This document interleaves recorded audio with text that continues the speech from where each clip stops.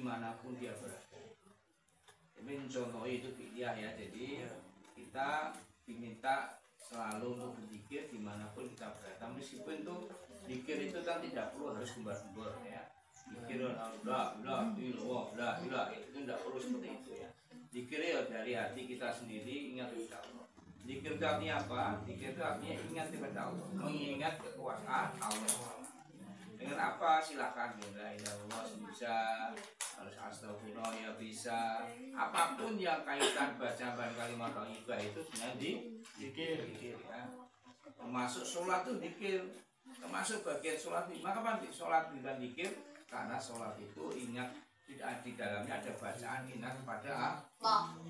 Jadi zikir itu tidak harus kita keras-keras. Ada kok yang mau membaca la ya mau tidak apa-apa dia punya ya, tapi itu tidak suatu keharusan seperti itu ya. Itu kan inovasi mereka yang kepingin aja ya. Tapi zikir itu intinya di dalam hati kita ingat kepada Allah dimanapun kita berada. Termasuk tadi tadi yang pertama tadi dilarang kita berdua-duaan dengan selain mahramnya di tempat yang sepi. Itu satu. Karena kita banyak sering zikir kepada Allah, maka kita akan ingat. Nah, kalau kedua dengan sepi, pasti ada pihak ketiga. Seperti apa? Pihak ketiga? Setan. Subhanahu wa ta'ala. Ya, ini yang perlu di. Oke, ya lagi ada ya? Cukup. Lalu kayak PR banyak kan kayak hadis satu, nanti ganti yang perempuan ya kayak itu. Jadi hadis, cari hadis yang sifatnya qauliyah. Hadis qauliyah itu apa? Hadis qauliyah itu adalah ucapan Rasul. Ucapan aja. Hadis itu jangan lupa nanti harus tahu sanadnya. Sanadnya itu siapa? Sanad Quran sudah jelaskan. Ada sanad, ada matan, ada roh. Sanad itu adalah hadis itu dari siapa?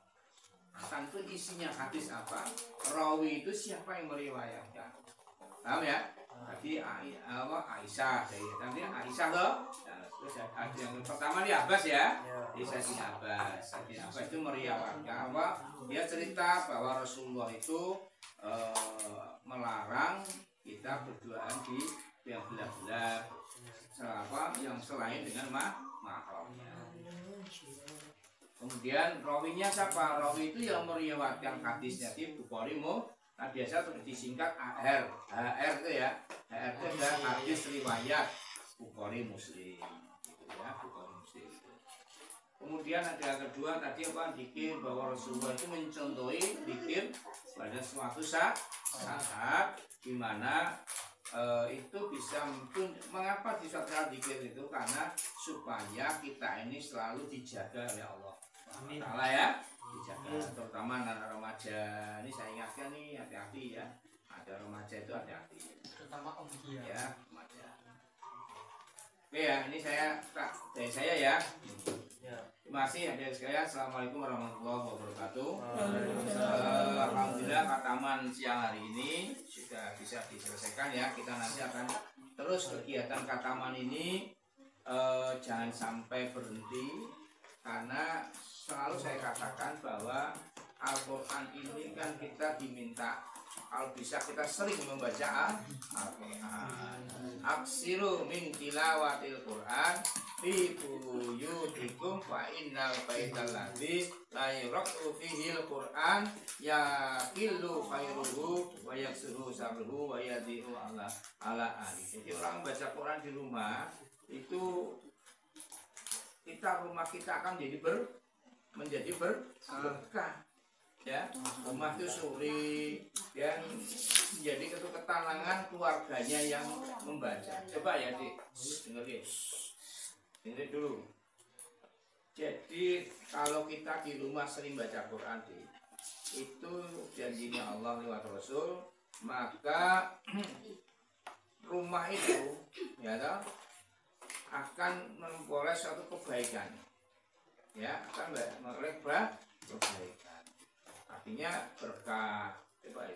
Rumah yang adik-adik mau Quran itu insya Allah itu tenang, keluarganya tenang, ya, tidak kemusung dan sebagainya. Jadi sebaiknya orang yang jarang baca Quran, ya toh, maka kita itu akan menjadikan hidup kita itu apa? Tidak tenang. Ya, tidak tenang karena kita selalu tidak ada yang mengingatkan. Ya, makanya satu. Yang kedua juga mengapa Pak Jono sering menyampaikan bahwa Quran ini jangan hanya sebagai hiasan dinding. Apa? Sebagai hiasan dinding. Maksud hiasan dinding apa? Quran itu hanya disaleh ketok. Misalnya di rumah punya bibet, kayak Pak Jon ini, Qurannya disaleh ketoknya itu, gitu ya. Dan bertahun-tahun itu loh, ya tidak pernah dibuka, tidak pernah dibaca. Jangan sampai, ya. Kalau ada Quran, setidaknya satu hari luangkan waktu mau Quran. Adik bisa enggak sehari baca Quran? Bisa enggak? Yang laki-laki bisa enggak sehari baca Quran? Bisa. Nah, sehari bisa baca Quran apakah itu 1 lembar, 2 lembar, bahkan kalau bisa 1 juz kalau bisa. Tapi setidaknya Al-Quran itu selalu dibaca ya. Misalnya ini terutama adik-adik mau masuk sekolah ini, ya, yang masuk sekolah itu kalau bisa Quran ini sebagai apa?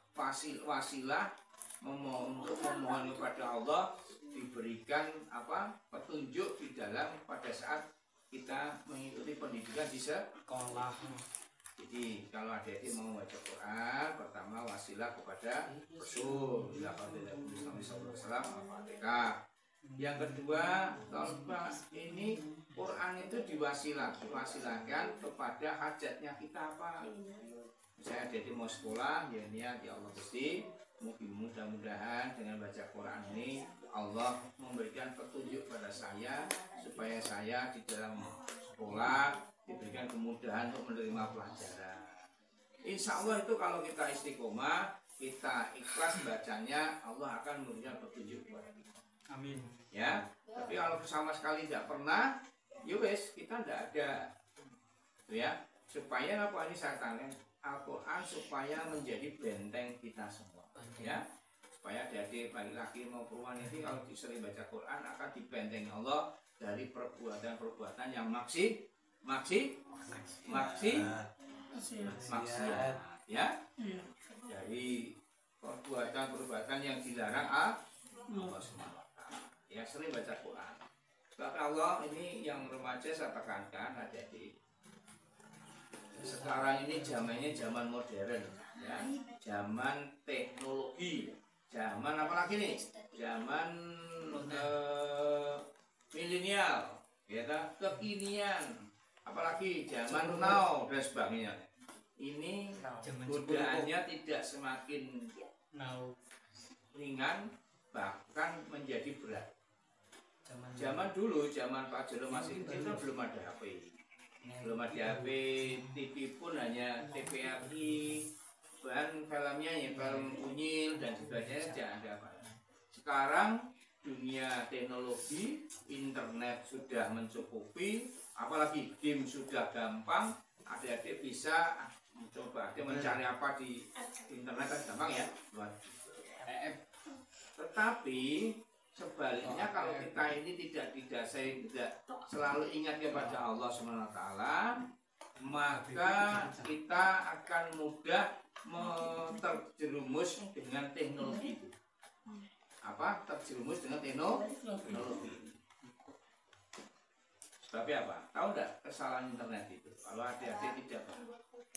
Di internet ini semua apapun Anda tanya di Kiai Google itu akan dijawab. Meskipun tidak benar, dia akan jawab apa deh. Itulah kecanggihnya Mbah Yai Google. Gitu? Mbah Yai Toyib kalah Mbah Yai Google. Bener tak? Mbah Yai Toyib itu dikasih pertanyaan teknologi belum tentu tahu. Tapi Mbah Yai Google ditanya apapun bisa. Baik teknologi, baik agama, baik apapun itu Mbah Yai Google. Berapa percaya? Sekarang buka Google, tanya apa? Kita apa? Tahu dia loh. Ya kan? Hadis Nabi tentang apa di baik Google ada? Loh, nggak percaya toh? Ya coba internet apa HP, carilah. Sampai ngarang hadis tentang keluarga, ya, atau hadis tentang larangan pacaran, hadis tentang apa? Cari sekarang di Mbak Google, kan akan dijawab Mbak Google. Dengan kecepatan berapa menit atau tidak ada menit, berapa detik dia langsung bukan. Hadisnya tentang larangan itu. Coba saya tanya Mbak Yetoyib, belum tentu langsung jawab. Belum tentu tahu Mbak Toyib itu. Mau dia kudu baca kitabnya sih. Wah, wis tua ya. Kayak Pak Joni juga tua lari. Tapi bahaya Google itu semuanya bisa terjawab. Ya. Nah, ini hati-hati ya sekalian. Dengan teknologi yang semakin berat ini, maka kenakalan pertama ya, tinggalkan. Kenakalan remaja semakin brutal. Benar? Nomor kenal. Terus yang perempuan mudah apa? Dengan adanya teknologi ini kalau tidak hati-hati, tidak selalu ingat pada Allah, tidak sering baca Quran, mohon maaf sekali. Kalau adik-adik akan mudah terjerumus dengan hal-hal yang dilarang. Pak, ada larangan memakai baju ketat ya, Pak? Apa? Itu nanti coba tidur. Ya. Coba tidur. Ya. Satu, pertama saya baca. Jadi perempuan ini hati-hati. Ya. Mohon maaf sekali-kali. Ya Pak Joni mohon maaf. Mudah-mudahan di antara remaja masjid ini tidak akan mengalami ya, tidak mengalami. Apa yang paling ditakuti Pak Joni ini? Kalau nanti adik-adik ini terjumus di dalam hubungan cuma suami istri tapi kan sebelum nikah, alias sambil sebelum nikah, alias sebelum nih sulap ya. Ini tahu nggak akibatnya? Ini biar adik remaja biar tahu. Ini tidak saru ya. Ini tidak saru, tapi adik-adik harus tahu ini dengar ya Jubion. Yang perempuan loh, nanti tidak tahu. Ini dicatat benar ya, dicatat. Akibat, ya ini menurut agama ya, orang menurut uang ya, menurut agama dan menurut fikih. Jadi akibat hamil sebelum nikah itu efeknya ada 4. Paham? Ada? Bayi yang lahir itu ada mengalami 4 masalah. Oke? Tuh. Apabila bayi lahir pertama itu dia tidak boleh menggunakan bin bapaknya sing hamil. Paham nggak? Oke Dek. Nggak tahu Pak.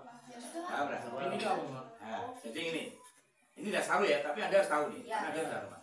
Yes. Apabila ada adik supaya harus mudah-mudahan tidak terjadi di adik semua ya. Tapi sekarang kan udah fenomenanya seperti itu ya.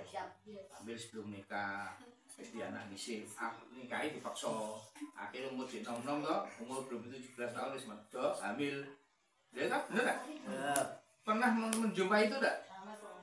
Kalau adik tidak pernah menjumpai itu berarti munafik. Karena pasti tahu adik-adik tidak mau. Nah, makanya saya bentengin dulu nih ya. Tak bentengin dulu, Anda jangan sampai terjumus di sini. Nanti tak jadi, Pak, dan itu menghadapi seperti apa gampang nanti. Ya, dengar ini hukum syariat.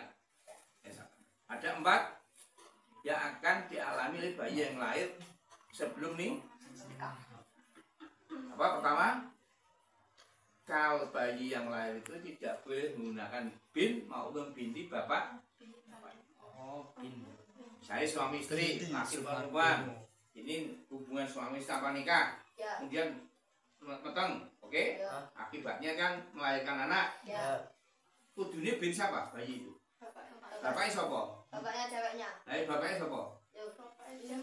Yang ngambil apa udah nikah? Nah, secara agama itu tidak dibolehkan. Paham ya? Jadi laki-laki hati-hati nih. Aku bukan perempuan. Juga sampai hati-hati ya. Sempat dulu hati-hati Bang. Jadi kalau sampai menghamili seorang perempuan nanti suatu saat tanpa nikah dulu, maka bayi yang lahir tidak boleh atasnya bin sampai. Ya toh? Boleh. Bini siapa? Bini ibunya. Jadi yang mulai B-nya bin Ibu. Bin. Misalnya si A, B. Dengar gini. Ini saya lihat ya, ojo guyon. Ini bahaya. Sekarang yang terjadi fenomena sekarang banyak seperti ini. Maka tak benteng dulu remaja. A, B, A laki-laki, B perempuan. Ini ambil B-nya. B punya anak C. Paham? C ini harusnya kan B-nya A. Gitu? Bin bapak itu. Ya. Tapi karena ini belum nikah, sudah hamil dulu dan punya anak, maka bin C ini harusnya bukan bin A, tapi bin B. Nah, tidak boleh karena ini secara agama tidak diakui. Oke? Kira-kira rugi tidak kalau gitu? Tidak boleh. Kamu paksa tidak apa-apa. Tapi kan di dunia. Benar? Yes. Di dunia kamu bohongi bisa. Wah, ini anak saya tidak